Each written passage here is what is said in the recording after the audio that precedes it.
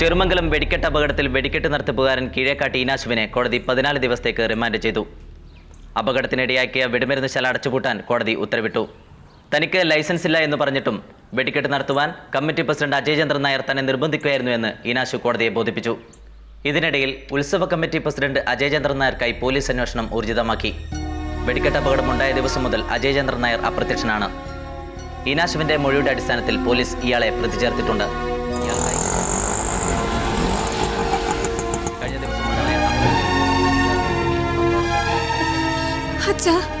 നീ പേടിക്കുന്ന പോലെ അവനെ പിടിച്ച് ജയിലിലിടൊന്നുമില്ല. കോടതിയിൽ നിന്ന് നേരിട്ട് ജാമ്യം എടുക്കാൻ വക്കീലിനെ ഏർപ്പാടാക്കിയിട്ടാ ഞങ്ങൾ വരണേ. ഇതിപ്പോ 2 ദിവസമായില്ലേ അച്ഛാ. എങ്ങോട്ട് പോയെന്ന് വെച്ചാൽ ഞാൻ സമാധാനത്തോടെ ഇരിക്കുക. ഒന്ന് ഫോണിൽ വിളിക്കെങ്കിലും ചെയ്യാറുന്നില്ലേ? അങ്ങോട്ട് വിളിച്ചിട്ട് കിട്ടണമില്ല. അല്ലെങ്കിൽ ഒരിക്കലും ഫോൺ സ്വിച്ച് ഓഫ് ചെയ്യാത്ത ആളാ. ഇനി അറസ്റ്റ് നാണക്കേട് ഓർത്ത് എവിടേക്കെങ്കിലും മാറുന്നതാവൂ? അങ്ങനെ മാറി നിൽക്കേണ്ട കാര്യം എന്താ ഉള്ളത്? അവൻ കരുതി കൂട്ടി ചെയ്തതൊന്നുമല്ലല്ലോ. ഉത്തരവാദിത്തം കമ്മിറ്റിക്കാർക്ക് മുഴുവനുണ്ട്. കമ്മിറ്റിക്ക് ഉത്തരവാദിത്തം ഏറ്റെടുക്കാൻ പറ്റില്ല. ഷാരടി പറഞ്ഞ അതിന്റെ കാര്യം. ഒരു അപകടം ഉണ്ടാകുമ്പോൾ കൂടെ നിൽക്കാണ്ട് രാത്രിക്ക് രാത്രി സ്ഥലമിടാൻ വേണ്ടത്. മരിച്ചവരുടെയും പരിക്ക് പറ്റിയവരുടെയും കോമ്പൻസേഷന്റെ കാര്യത്തിൽ കോടതിക്ക് പുറത്തു വെച്ചൊരു സെറ്റിൽമെന്റ് ഉണ്ടായാൽ എല്ലാവർക്കും നല്ലത്. അതല്ലെങ്കിൽ കേസിന്റെ പുറകെ എല്ലാവരും തൂങ്ങേണ്ടി വരും. എന്റെ ഭഗവതി, ഇങ്ങനെ പറ്റിക്കുന്ന അറിഞ്ഞിരുന്നെങ്കിൽ അജയ് ചന്ദ്രൻ നായരുടെ കൂടെ ഇറങ്ങി പുറപ്പെടുകയായിരുന്നില്ല. ഹലോ, അജയേട്ടനാ? അജയേട്ടനാ? ഹലോ, എവിടെന്നാ? ആണോ? കണ്ടോ? ന്യൂസ് കണ്ടോ? ഓക്കെ ഓക്കെ ഓക്കെ അജയേട്ടാ. ഓക്കെ, ശരി അജയേട്ടാ. എന്താ എല്ലാരും പറഞ്ഞത്? അജയേട്ടൻ മുങ്ങിയതാണെന്നോ? ബിസിനസിന്റെ കാര്യത്തിൽ എന്തോ അത്യാവശ്യം വന്നപ്പോ പെട്ടെന്ന് ആള് ഗൾഫിലേക്ക് പോയതാ. ടിവിയിലെ ന്യൂസ് കണ്ടപ്പോഴാണ് ഇവിടുത്തെ പുകിലുകളൊക്കെ അറിയണത്. ഗൾഫിൽ പോയെന്നാ? വീട്ടിൽ പോലും പറയാതെ അജയൻ എന്താ പറഞ്ഞേ? നാളെ കഴിഞ്ഞ ആളെങ്കിൽ എത്തും കുറിപ്പേട്ടാ. അതോടെ എല്ലാത്തിനും പരിഹാരമാവും. മരിച്ചവരുടെ ബന്ധുക്കൾക്ക് എല്ലാവർക്കും നഷ്ടപരിഹാരം കൊടുക്കാമെന്ന് അജയൻ ഏറ്റു. പരിക്ക് പറ്റിയവരുടെ എല്ലാവരുടെയും ആശുപത്രി ചെലവും. പിന്നെന്താ പ്രശ്നം? അജയൻ പറ്റിച്ചു എന്നല്ലേ താൻ പറഞ്ഞത്? ഞാനോ? അജയൻ ആരെയും പറ്റിച്ചില്ലാന്നാ ഞാൻ പറഞ്ഞേ. ഇത്ര എളുപ്പം മുതൽ അജയനെ കാണുന്നതല്ലേ ഞാൻ? താൻ മാത്രോ? നമ്മളൊക്കെ അങ്ങനെയല്ലേ? അതെ. നഷ്ടപരിഹാരം കൊടുക്കാന്ന് അജയേന്ദ്രൻ നായർ സമ്മതിച്ചു തന്നെ ആ മനസ്സിന്റെ നന്മയാ. നമ്മളെ ചെറുമംഗലത്തുകാർ അത് തിരിച്ചറിയണം. അപ്പോ SIക്ക് ഇനി എന്താണാവോ പറയാനുള്ളത്? അയാൾ വന്നാൽ ആദ്യം സ്റ്റേഷനിലേക്ക് വരാൻ പറ. അവിടെ വെച്ച് പറയാം ബാക്കി കാര്യങ്ങൾ. പിന്നെന്താ, ഞങ്ങൾ കൊണ്ടുവന്നോളാം.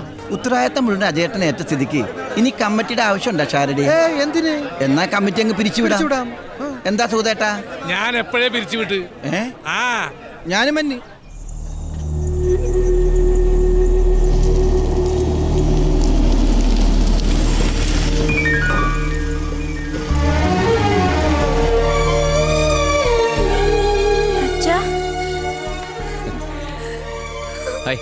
എന്താ ഇത്?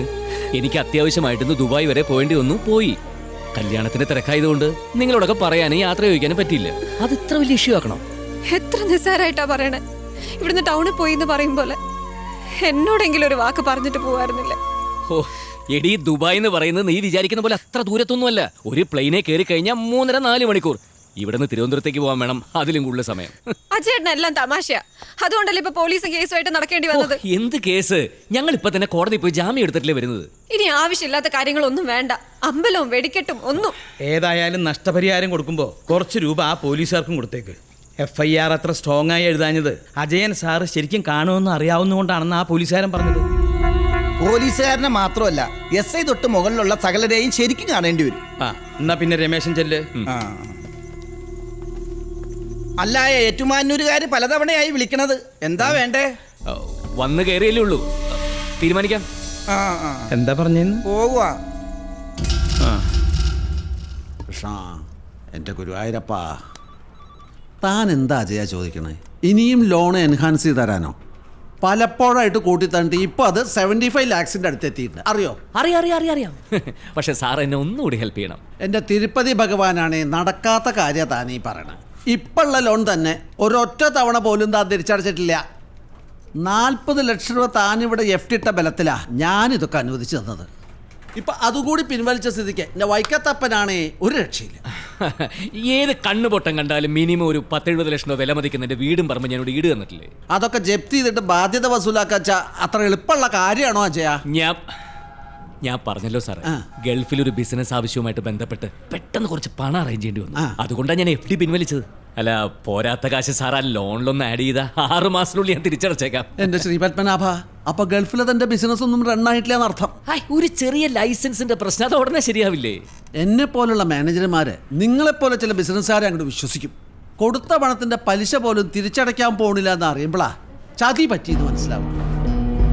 ഈ ദൈവങ്ങളൊക്കെ നിരന്നിരുന്ന് കടാക്ഷിക്കണോണ്ടാ എൻ്റെ സർവീസ് ബുക്കിൽ ഇതുവരെ ഒരു റെഡ് മാർക്ക് വീണിട്ടില്ല. നായരായിട്ട് അത് ഉണ്ടാക്കരുത്. ഇവിടുന്ന് ഇറങ്ങിയ ജീവിച്ചു പോവാൻ പെൻഷൻ തന്നെ വേണം. ഇനിയുള്ള കാലം പെൺമക്കളുടെ ഭർത്താക്കന്മാരുടെ അടുത്ത് കൈ നീട്ടാൻ തയ്യാറല്ല. അതുകൊണ്ട് ആദ്യം അനുവദിച്ച ലോൺ എമൗണ്ട് തിരിച്ചടയ്ക്കുക. സർ, ഒന്നുകൂടി ആലോചിച്ചിട്ട്. ഒരുപാട് ഇപ്പൊ തന്നെ ആലോചിച്ചതാ. ലോൺ തിരിച്ചടയ്ക്കുന്ന കാര്യത്തിൽ എന്തെങ്കിലും മാർഗം ഉണ്ടാക്കിയില്ലെങ്കിൽ പറശ്ശിനിക്കടവ് മുത്തപ്പനാണ് തിരിച്ചു പിടിക്കാനുള്ള മാർഗം ഞാൻ നോക്കും. കഴിഞ്ഞ മകരത്തിൽ എൻ്റെ ദശ മാറി. ശനിയാ, അതും കണ്ടകൻ കൊണ്ടേ പോവൂ. പക്ഷെ താനായിട്ട് അതിന് ആക്കം കൂട്ടരുത്. തനിക്കിപ്പോൾ ഏതാ ദശ? അറിയില്ല സർ. എന്നാ ഒന്ന് നോക്കിച്ചോളൂ. വല്ല കുഴപ്പം പിടിച്ച കാലാച്ച എന്തെങ്കിലും പരിഹാരം ചെയ്ത് രക്ഷപ്പെടാൻ നോക്കുക. ഈ ജാതകം എന്നൊക്കെ പറയണത് വലിയ സത്യ. എന്തെങ്കിലും കുഴപ്പം വരാൻ നേരത്തെ ആ മനുഷ്യന്മാരിതൊക്കെ നോക്കുക. അപ്പം പിന്നെ പിടിച്ചാൽ കിട്ടാത്ത കാലമായിട്ടുണ്ടാവും. ആഞ്ജനേയാ. അജേട്ടാ ഫോൺ.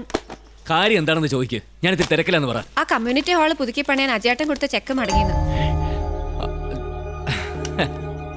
നല്ല ബെസ്റ്റ് പാർട്ടീസ്. ചെക്ക് സബ്മിറ്റ് ചെയ്യുന്നതിന് മുമ്പ് എന്നോട് വാക്ക് പറയണ്ടേ? ഞാൻ ഈ SB അക്കൗണ്ടിൽ അങ്ങനെ പണം സൂക്ഷിക്കാറില്ല. ഒരു 2 ആഴ്ച കഴിഞ്ഞ് എന്നെ വിളിക്കും. ചെക്ക് എപ്പോൾ റീസബ്മിറ്റ് ചെയ്യണമെന്ന് ഞാൻ പറയാം. എന്ത് പ്രശ്നം? നിങ്ങളോട് പറഞ്ഞ കാശ് നിങ്ങൾക്ക് തരാതിരിക്കാൻ പറ്റുമോ? ഞാനും ഈ നാട്ടിൽ തന്നെ ജീവിക്കാനുള്ള ആളല്ലേ. ഓക്കെ. ആര് വിളിച്ചാലും ഞാൻ ഇവിടെ ഉണ്ടെന്ന് ചാടി കയറി പറയാൻ നിൽക്കണ്ട. ഒരു പരിധി വിട്ടാ പിന്നെ ഈ പിരിവുകാരൊരു ശല്യ. അജേട്ടൻ എന്തായി തരണേ? നിങ്ങൾക്ക് ഇങ്ങനെ വലിച്ചു വാരിയിട്ട് പോയാ മതി. ഒതുക്കി വെക്കാൻ ഞാൻ തന്നെ വേണ്ടേ? നിന്റെ ഒതുക്കല് തന്നെയാ ഈ പ്രശ്നം. ഒരു സാധനം വെച്ചെടുത്ത് കാണില്ല. എന്താ വേണ്ടതെന്ന് പറഞ്ഞാൽ ഞാൻ എടുത്തു തരില്ല. ഇങ്ങനെ കുത്തി മറിക്കണോ? എന്താ വേണ്ടത്? ജാതകം. എന്റെ അമ്മ ഞാൻ ജനിച്ചപ്പ താളിയോലയിൽ എഴുതിപ്പിച്ചൊരു ജാതകം ഉണ്ടായിരുന്നു. അത് ഇവിടെ സൂക്ഷിച്ചു വെച്ചിരുന്നതാ. ഇന്നേ വരെ ജാതകം അന്വേഷിക്കുന്നത് ഞാൻ കണ്ടിട്ടില്ലല്ലോ. ഏത് മനുഷ്യന് സ്വന്തമായിട്ടൊരു ജാതകം ഉണ്ടാവും. അത് ഇടയ്ക്കിടയ്ക്ക് നോക്കുന്നതിൽ വലിയ തെറ്റൊന്നുമില്ല. കല്യാണത്തിന് വരെ ജാതകം നോക്കണ്ടെന്ന് പറഞ്ഞ ആളാ. അതിന്റെ കുഴപ്പം തന്നെ ഞാൻ അനുഭവിക്കണത്. എന്താ പറഞ്ഞ? ഒന്നുമില്ലേ, ആനച്ചെവിയും വിടർത്തിങ്ങനെ നോക്കി നിൽക്കാതെ തപ്പടി.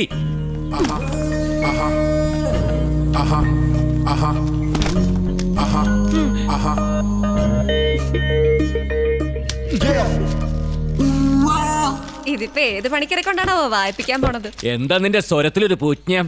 ഒന്നുമില്ല. എടീ, എന്തിനും ഏതിനും എതിര് നിൽക്കാൻ ഒരുപാട് പേരാ ചുറ്റും. അതിനിടെ കൂടെ ചൊവ്വയും ശനിയും കൂടി എതിര് നിന്നാ ശരിയാവില്ല. പുതിയ ചില കാര്യങ്ങൾ തുടങ്ങുന്നതിന് മുമ്പ് ഇങ്ങനെ ചിലത് നോക്കുന്നതുകൊണ്ട് ഒരു തെറ്റുമില്ല. നീ എന്താ വൈകിയത്? ലക്ഷ്മിയുടെ അടുത്ത് പോയതാ. അവളുടെ ഓപ്പറേഷന്റെ ഡേറ്റ് ഫിക്സ് ആയി. അതെയോ? അച്ഛാ, നെക്സ്റ്റ് മന്ത് 10th 8th പോയി അഡ്മിറ്റ് ആവണം. അവരുടെ ഹോപ്പ് മുഴുവൻ അച്ഛനിലാട്ടോ. അടുത്ത മാസമല്ലേ? ലക്ഷ്മിയോട് ധൈര്യമായിട്ടിരിക്കാൻ പറ. ഒക്കെ നടക്കും. മോളുടെ മുമ്പിൽ വെച്ചല്ലേ അച്ഛൻ വാക്ക് കൊടുത്തത്? എനിക്കറിയാം അച്ഛാ. You never let me down. പിന്നെന്താ, ഇതെന്റെ മോളുടെ അഭിമാനമാണെന്ന് അച്ഛൻ അറിഞ്ഞൂടെ? നമുക്ക് അഭിമാനമല്ലേ വലുത്. അത് നഷ്ടപ്പെട്ട പിന്നെ ജീവിച്ചിരുന്നിട്ട് കാര്യമുണ്ടോ? അല്ലേ രശ്മി? മോള് ചെന്ന ഡ്രസ്സൊക്കെ മാറ്റം.